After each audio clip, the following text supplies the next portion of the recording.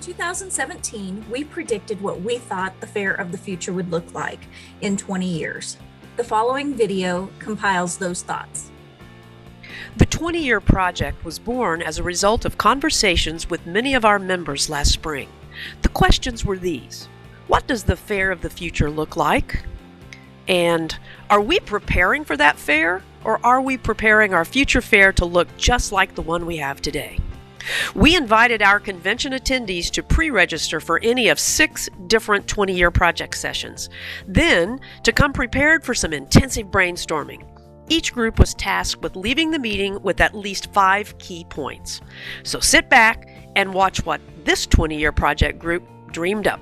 Hi, I'm Jeff Thane with the San Antonio Stock Show and Rodeo. I'm representing our agricultural group as we sat down and looked at what will ag look like in 20 years. And frankly, obviously, it's a hard topic to kind of narrow down on. There's a tremendous amount of pieces to ag. We've talked about that a lot over the years and such. And so we tried to look back and think about how our fairs have evolved, and then try to open our eyes to what things are going to look like in the future. One of which, we tried to narrow it down to 5 things, one of which is the farm to fork concept.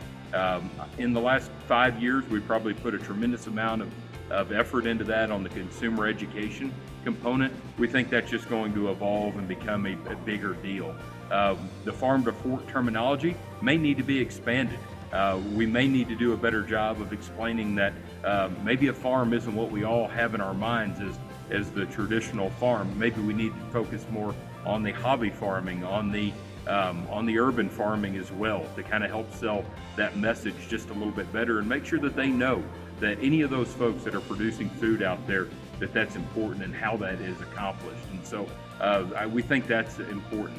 Number 2 is technology and biotechnology, biosecurity. We're doing a video on a phone today. We know that when our patrons come into the grounds, that's a huge part of their life is technology and that and advancement. And so how can we link that? How can we do a better job of sharing our message of ag with that patron with the use of technology in a lot of different ways? Biotechnology is going to continue to be important. We're really concerned about biosecurity and the ability for us to have animals on our grounds is a huge concern. And so we want to make sure that we take care of things, that we're doing a good job from our standpoint, from the biosecurity point of view. The other part of that is we want to have animals. We know that we're going to have animal activists involved and more involved as we go forward. We need to make sure that we do a great job of telling our story of what's really happening with those animals. And we need to be mindful that things are being done correctly when those exhibitors do come on the grounds. We want to make sure that the exhibitors, especially the youth exhibitors, are very, very involved in telling that message. And so it may not be that they're just at their pen with their animal. It may be that they're more actively involved in that patron experience of that exhibitor having an interaction with the patron and doing a good job of telling that story and representing what our fairs are about and what agriculture is about. Lastly, one of the things that we really want to focus on as well is we want to make sure that those exhibitors have a good time when they come to the grounds. We know that there's a lot of costs, all of those things that go into it. Sometimes our fairs aren't the easiest places for our livestock exhibitors to get to. So we want to make sure that we have a focus on that. And when they enter the grounds and while they're there, that they enjoy it, and then that carries on and they have a good message to share with our patrons. So it's a holistic look, interaction with our exhibitors and patrons, and then telling that story of what may be happening in the ring or in our facilities to what ends up from that farm, if you will, to their fork later on as they leave the ground. So that's a little bit of what we talked about going forward, and appreciate your time.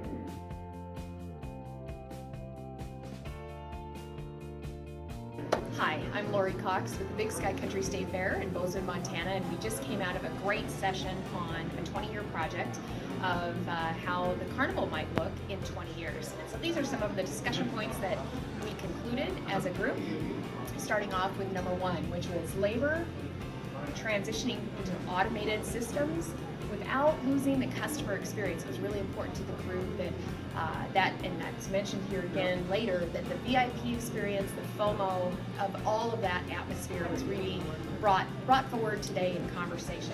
The second thing we talked about a lot was technology. What does technology look like in 20 years, and everything, again, in ticketless systems to automation that we just talked about. First point, tech is going to be a big changing game for us throughout our carnivals. Third was operations, safety to ticketless systems to tech, all that high tech. And what does that look like from an operational standpoint, both for the carnival operator and also the fair, and working together in that process. Number four, effective and efficient. Those systems in place becoming more effective and more efficient across the board. Being able to tighten, and making sure that there's a strong P&L running on that particular carnival and portion of your profit system in your fair. Number five, cost control and the VIP experience.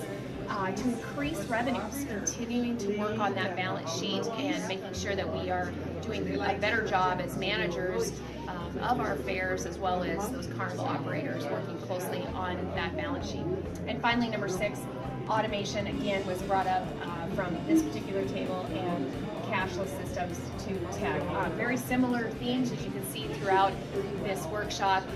One of the things that really came out during the conversation that overlaid into the whole 6 points was smaller fairs and what's going to happen with the merging of those fairs potentially in the future, and carnivals not being able to service those. And if you apply these points, then maybe we can keep carnivals at those smaller fairs. So that's it for today on the 20-year project for what carnivals may look like in 20 years.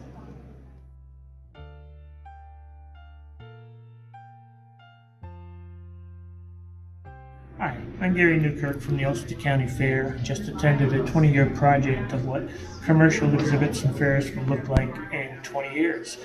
We came up with some really interesting topics, a nice discussion. We talked about high tech. There could be driverless vehicles coming to your fairgrounds, may not need parking lots anymore. Payments, there may not be any ticket booths, everything will be done online. There'd be smart cards, even the possibility that people may have chips embedded in them under their skin, and everything will be done that way. The other issue is where the vendors going to come from in 20 years. A lot of fairs had waiting lists for vendors, and now it's harder and harder to find it. And do we need to go to the new social media, or we need to really look back and do more personal contact and go out and actually recruit people in a personal, more personal way? There's things like, instead of going up to a food booth, you may be able to sit in a concert, order your food, and have it delivered right to where you are. Food tours, where people could actually go and actually talk to the vendor, get a personal tour, and understand how the food is made. But the one thing we talked about, the fairs are really more traditional and nostalgic. 30% of the foods seem to come and go. You have the bacon this, the bacon that, the chocolate covered deep fried, whatever. But we feel that the 70% of the foods are traditional and will probably still be around in 20 years. Commercial exhibits will be competing certainly against online sales, so we feel that the commercial exhibits will go more towards unique and handmade products that people can't buy online. Really, we said the one thing is the fairs are definitely more high touch than high tech. Fair goers are going to be more curious on how things are made and prepared. Even said that fairs may even could offer an opportunity for fairgoers to actually work in a food booth for an hour to really understand how fairs are run and how the food is prepared. So we see the fairs are going to certainly, there are going to be new technologies and innovations in the fair industry, but the old-time traditions will be the mainstay of the fairs.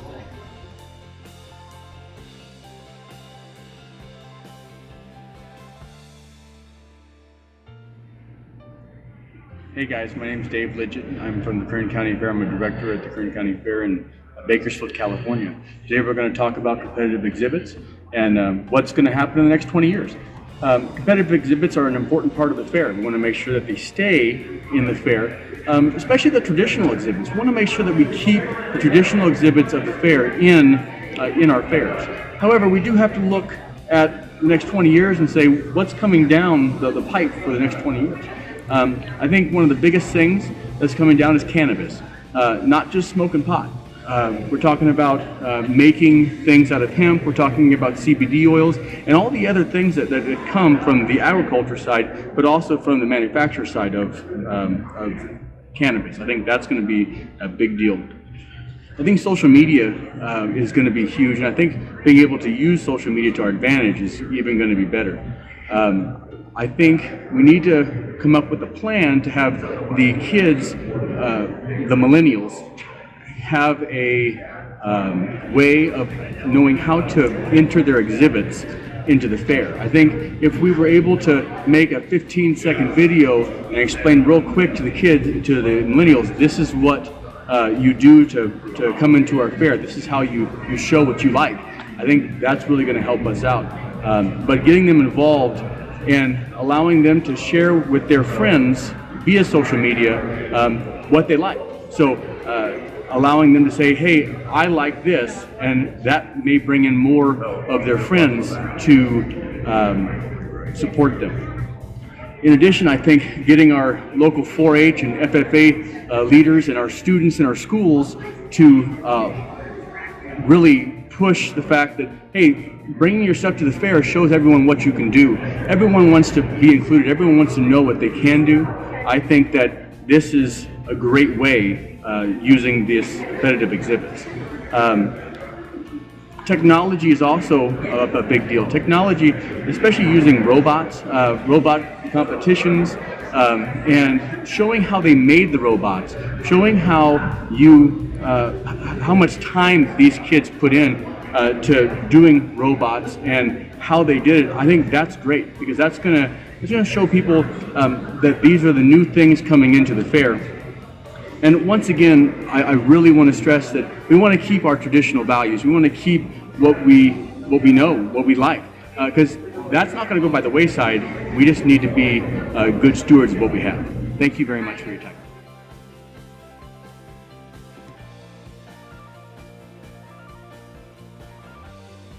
Hello, so these are our findings from our meeting on our 20-year project, What Will Entertainment Be Like in 20 Years? We came up with 5 key points that we think will be trends, or that will be the norm for entertainment at that point in time. First one was hologram, meaning that your fair may not have a concert or an animal attraction or something actually at your fair, but you subscribe to the concert that's taking place maybe in 5 states away. And then your fairgoers see the hologram of the concert or whatever, and they experience that way in that type of a method versus it being actually live in front of them, but they still have to come to your event to experience that concert or event. The next trend or 20-year thing would be experience-based entertainment. So experience-based entertainment meaning that people are going to come to watch a video game competition or a rodeo competition or something. They want to come and still see that experience. Most likely it'll be enhanced by technology, like the video games, but that would be the second one. Third would be a destination. Your event needs to be a destination event. So within your event, there's another event. So maybe there's a festival of beers going on in your fair, and people are coming to sample and taste, or there's a food festival or an art festival or some type of a festival that's inside of your event or your fair. Fourth one would be virtual reality. So when you come to the fairgrounds, you put on your VR goggles, and as you go through the fair, all of your experiences are enhanced by virtual reality. So you may in essence still go on the same carnival ride, but with your goggles on, there's things coming at you, there's different sights, different experiences that enhance what you're doing at the fair. Every building you go into, the horticulture building, you may see different flowers, you may see different things that the fairs are going to have to produce that technology to enhance the experience of the fairgoer. And then the last thing that we thought might be happening is 20 years from now we'll have had so much technology boom that people will want nostalgia. They'll want the old-fashioned experience, just like now someone might want the flip phone. They may want to come to the fair and see, you know what, I want to see what the olden days were and still be entertained by the nostalgia experiences, the displays, the interactive experiences, whatever it might be, that brings you back to what it was 20 years ago in today's present terms. So again, the hologram experience, where you're not actually seeing the real event, experience-based entertainment, destination events, virtual reality where you're experiencing things that are not really happening, but you have to come to the fair. You have to see the sights, the sounds, the people interaction, and just the good old-fashioned nostalgia. So that's our findings and predictions for 20 years.